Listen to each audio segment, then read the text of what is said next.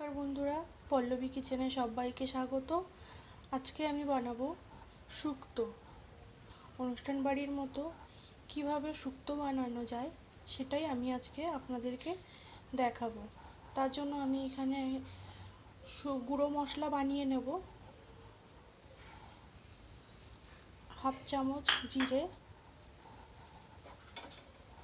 1 চামচ পাঁচফোড়ন দিয়ে আমি একটা গুঁড়ো মশলা তৈরি করে নেব। এটাকে একটু ভেজে নেব।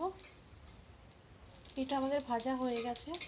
দেখুন সুন্দর একটা মিষ্টি গন্ধ বেরোবে পাঁচফোড়ন থেকে, তখন এটাকে নামিয়ে নেবেন। এটাকে আমি নামিয়ে ঠান্ডা করে একটা পাউডার বানিয়ে নেব। দেখুন বন্ধুরা, এটাকে আমি নামিয়ে নিয়েছি। এটা ঠান্ডা হলে একটা মশলা আমি তৈরি করে নেব। আর এই কড়াইয়ের মধ্যে আমি এখন 4 থেকে 5 চামচ তেল দিয়ে দেব। এখন তেলটা দিয়ে দিয়েছি, তেল গরম হয়ে গেছে। এবার আমি বড়িটাকে এর মধ্যে ভেজে নেব।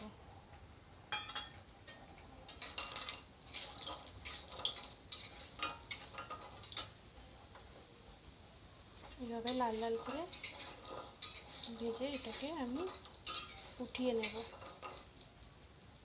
দেখুন বন্ধুরা, এখানে আমি উচ্ছে আর বেগুনগুলোকে এভাবে লাল লাল করে ভেজে নিয়েছি। আর এদিকে আমি নিয়েছি কাঁচকলা, আলু, পেঁপে আর সজনে ডাঁটা। আপনারা চাইলে গাজর, শিমও অ্যাড করতে পারেন। আমি এখানে ওগুলো অ্যাড করিনি। আর এখানে আমি হেমদস্তাতে ওই মশলাটা করে রেখেছি। এবার আমি এইটার মধ্যে পাঁচফোড়ন, তেজপাতা, শুকনো লঙ্কা দিয়ে দিয়েছি ওই উচ্ছে আর বেগুন ভাজা তেলটার মধ্যে। এবার আমি এর মধ্যে দিয়ে দেব সব সবজিগুলো, কাঁচকলা, আলু, পেঁপে আর সজনে ডাঁটা। এগুলোকে ভালো করে একটু 2 মিনিট আমি এভাবে ভেজে নেব। দেখুন বন্ধুরা, আমার 2 মিনিট হয়ে গেছে। এবার আমি এটাকে ঢাকা দিয়ে রাখবো 5 মিনিটের জন্য। দেখুন বন্ধুরা, আমার 5 মিনিট হয়ে গেছে। আমি ঢাকাটা খুলে আপনাদেরকে দেখাচ্ছি। দেখুন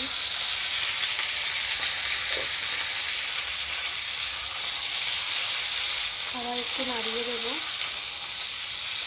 আর এর মধ্যে দিয়ে দেবো আমি স্বাদ মতো নুন।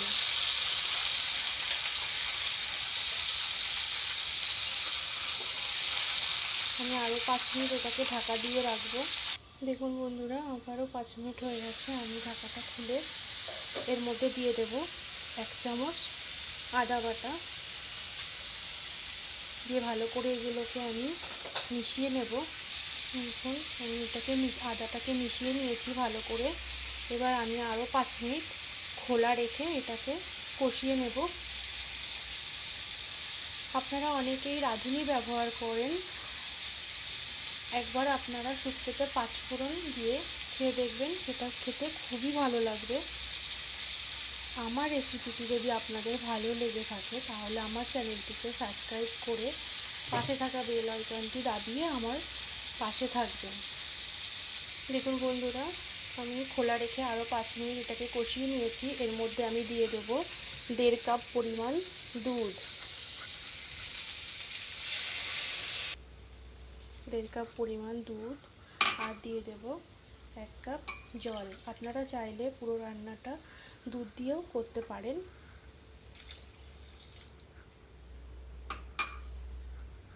দিয়ে আমি আবারও 5 মিনিটের জন্য এটাকে ঢাকা দিয়ে রাখবো। দেখুন বন্ধুরা, 5 মিনিট পরে আমি ঢাকাটা খুলে দেখাচ্ছি আপনাদেরকে।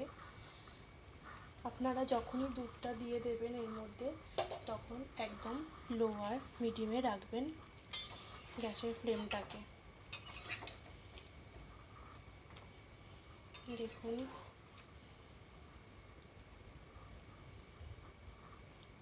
সব কিন্তু আমার সেদ্ধ হয়ে গেছে সবজিগুলো।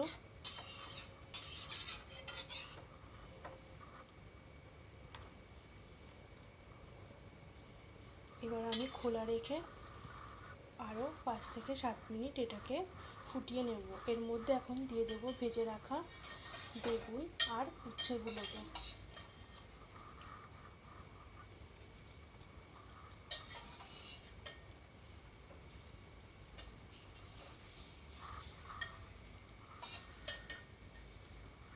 দেখুন বন্ধুরা, আরও 5 মিনিট হয়ে গেছে। আমি এবার এর মধ্যে দিয়ে দেব ভেজে রাখা বড়িগুলো, দিয়ে আবারও ভালো করে আমি এগুলোকে মিশিয়ে নেব।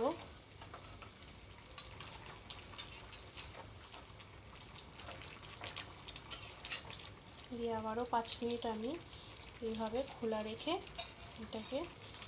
দেখুন বন্ধুরা, যে মশলাটা আমি বানিয়ে রেখেছিলাম গুঁড়ো মশলা, সেই মশলাটা আমি 1 চামচ পরিমাণ দিয়ে দেব। আর কিছুটা মশলা রাখা আছে, সেটা আমি নামানোর পরে ওপর দিয়ে ছড়িয়ে দেব। দেখুন বন্ধুরা, আমার শুক্তোটা রেডি হয়ে গেছে।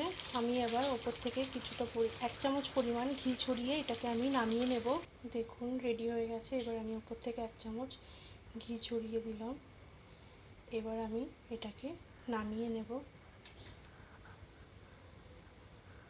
দেখুন এইভাবে আমি নামিয়ে নেব। আপনারা কিন্তু অবশ্যই একবার বানিয়ে খাবেন আর আমাকে কমেন্ট করে যেতে।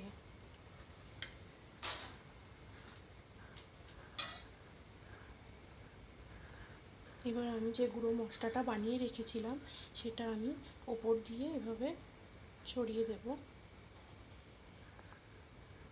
দেখুন দেখতে কতটা সুন্দর লাগছে, খেতেও কিন্তু খুবই টেস্টি হয়। আপনারা অবশ্যই বানিয়ে খাবেন আর আমাকে কমেন্ট করে জানাবেন কেমন হয়েছে খেতে।